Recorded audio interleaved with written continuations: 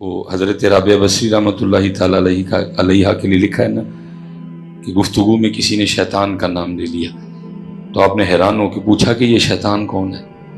تو سارے بڑے حیران ہوئے کہ حضرت رابعہ جیسی شخصیت کو شیطان کا نہیں پتا۔ ہم تو یہاں اپنے بچوں کی جو ابتدا ہے وہ اعوذ باللہ من الشیطان الرجیم سے کرواتی ہے۔ تو اگر بندہ تلاوت قرآن کریم کرے تو پہلے پارے کی بالکل ابتدا میں آ جاتا ہے الا ابلیس ابا واستکبر وکان من الکافرین۔ تو یہاں تو بچے کو شیطان کا پتہ ہے، تو حضرت رابعہ کو شیطان کا نہیں پتا۔ تو سب حیران ہو کے عرض کرتے ہیں سیدہ آپ نے شیطان کا نام نہیں سنا؟ فرمایا تمہاری زبان سے سنا، میں نے تو رحمان کا ہی سنا ہے۔ تو کوشش کرو یار کہ یہ رنگ واپس آئیں ہیں۔ یہی تصوف ہے حضرت، یہی طریقت ہے اور یہی سلوک ہے حضرت کہ دیوانگی ہو حضرت۔ اس لیے کوشش فرمایا کریں کہ 2 بار پڑھنا ہوتا ہے، بخل سے کام نہ لیا کریں، کیونکہ میں نے حضرت کوئی میر تقی میر کی غزل نہیں، میں نے حدیث سنائی او انت مجنون، جس طرح ذکر کرو دیکھنے والا دیکھ کے سمجھے کہ یہ دیوانہ ہو گیا۔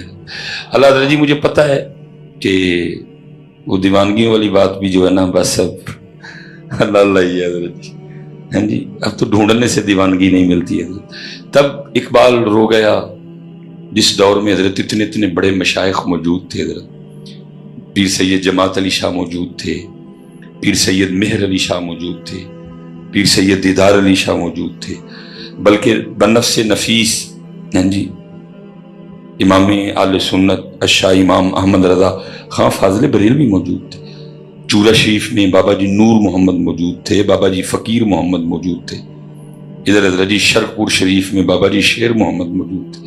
جب اتنے بڑے مشائخ تھے اس دور میں بھی اقبال رو کے کہتا ہے نہ وہ عشق میں رہیں گرمیاں نہ وہ حسن میں رہیں شوخیاں۔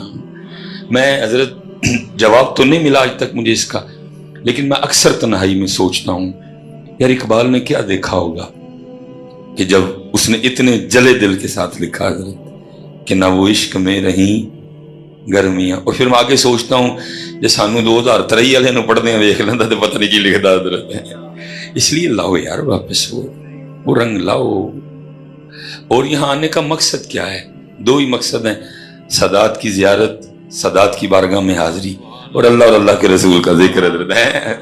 اس لیے بیٹا بخل سے کام نہ لیا کرو، ہاں بات بن جاتی ہے، کوئی بات بنانے کی کوشش تو کرے نا حضرت جی۔ دیکھو نا انہوں نے تو آپ کے لیے بزم سجا دی، اب آپ بھی تو تھوڑا سا حوصلہ کریں نا کہ جب آپ کو موقع ملے آپ بخل سے کام نہ لیں حضرت۔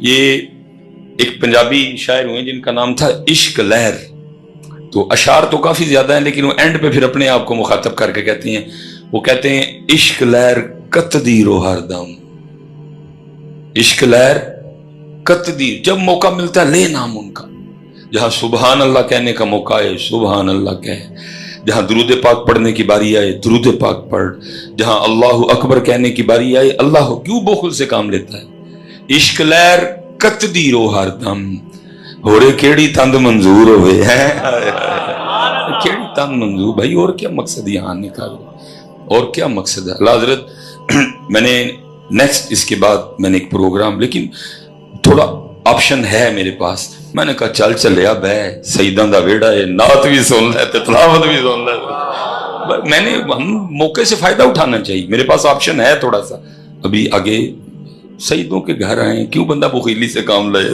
میں نے جی بھائی میری تقریر کراؤ، میں چلا، موقع ملا بھائی، رفیق صاحب نے بھی سونا پڑا، صغیر صاحب نے بھی سونا پڑا، بخل سے کام نہ لیے، دیوانگی ہے نئی دیوانگی ہے، ایکٹنگ کر لیا کرو۔ میں قبلہ شاہ صاحب موجود ہیں علماء، یہ ایکٹنگ بھی ٹھیک ہے لیکن چپ نہ بہ رہا کرو۔ میں گزارش جیسے ہی آیا مبارکہ ختم ہو صلو علیہ وسلم، حضرت جی گونج پڑ جائے، اللہ کی قسم ہے صاحب مزار بڑے خوش ہوں گے، میں آپ سچ کہہ رہا ہوں، صاحب مزار بڑے خوش ہوں گے، میں آپ کو سچ کہہ رہا ہوں، صاحب مزار بڑے خوش ہوں گے، میں آپ کو سچ کہہ رہا ہوں۔ ان کی خوشی صرف انہی کاموں میں، اور دیکھو نا کوئی داتا صاحب بغیر نماز پڑھے چلا جائے، جتنی مرضی مہنگی چادر لے جائے، میں کہتا ہوں دیسی گھی میں پکوا کے چاول لے جائے. داتا صاحب کو کیا خوشی؟ داتا صاحب کی خوشی یہی ہے کہ 5 پڑھ کے آؤ. میں سچ کہہ رہا ہوں آپ کو. میں حضرت کون سی مجھے نہ کو خوشامد کی ضرورت. آپ حضرت جی میں کہتا ہوں کپڑا چھوڑ کے سونے اور چاندی سے غلاف بنواؤ اور داتا صاحب لے جاؤ. داتا صاحب کو کیا خوشی ہے؟ ان کو سونے چاندی سے کیا لگے. حضرت داتا صاحب کی خوشی یہ ہے تیری فجر بھی ہو, تیری زور بھی ہو, تیری عصر بھی ہو, تیری مغرب بھی ہو, تیری عشاء بھی ہو. بلکہ میں کہوں گا حضرت جو نماز پڑھے بغیر داتا صاحب جاتا ہے وہ تو داتا صاحب کو تنگ کرنے جاتا ہے.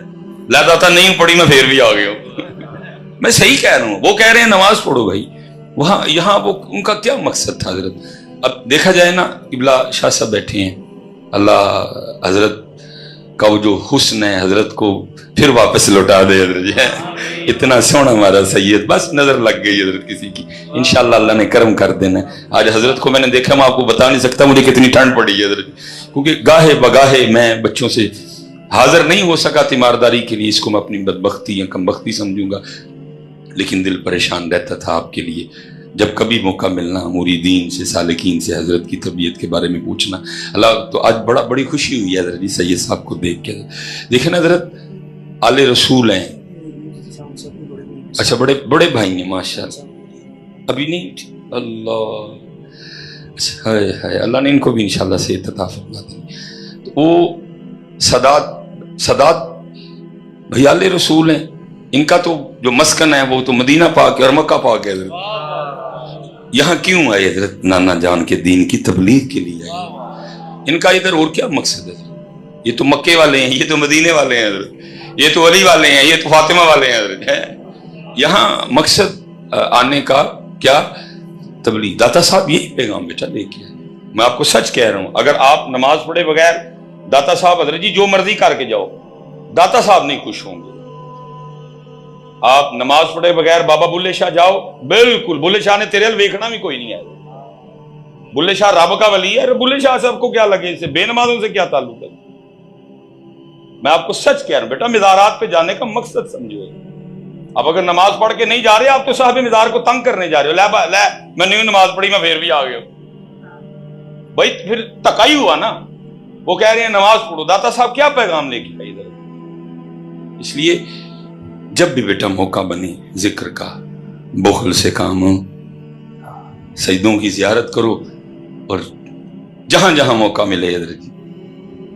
دیکھو نا میں کہتا ہوں یار سنیاں دے بزرگاں نے رحم ہی بڑا کیتا یار. اتنے سادے مصرے دیے. دیکھو نا کسی نے کتنا سونا لکھا ہے, دل یاد لئی بنایا ہے. بتا دیا نا بھائی, یہ جو دل ہے یہ یاد کے لیے. دل یاد لئی بنایا ہے, تعریف لئی زبان, اکھیاں بنائیاں سونے دے دیدار. یہ اس کا مقصد ہی ذکر ہے. یہ منہ میں رکھی اور او انت مجنون. نہیں دیوانگی. یہ حدیث پاک کا مفہوم ملتا ہے. نبی پاک علیہ الصلوۃ والسلام نے صحابہ علیہم الرضوان سے فرمایا, میرے صحابہ میں سورہ الہاکم التکاثر کی تلاوت کروں گا تو سن کے جس کو رونا آ گیا نا اس کے لیے جنت ہے. اور قربان جاؤں جی اس پاک تلاوت پہ بھی ہے. کیا نبی پاک علیہ السلام نے تلاوت فرمائی ہوگی. اور پھر قربان جاؤں جی صحابہ کے سننے پہ بھی ہیں. سورہ الہاکم التکاثر حتی زرتم المقابر کلا سوف تعلمون. یار کیا ہے, کتنے وہ خوش نصیب تھے جو نبی علیہ السلام کی زبان مبارک سے تلاوت سنا کرتے تھے. اور کسی نے کمال نقشہ کھینچا جی, ان جگمگ تاروں میں مہتاب کا عالم کیا ہوگا.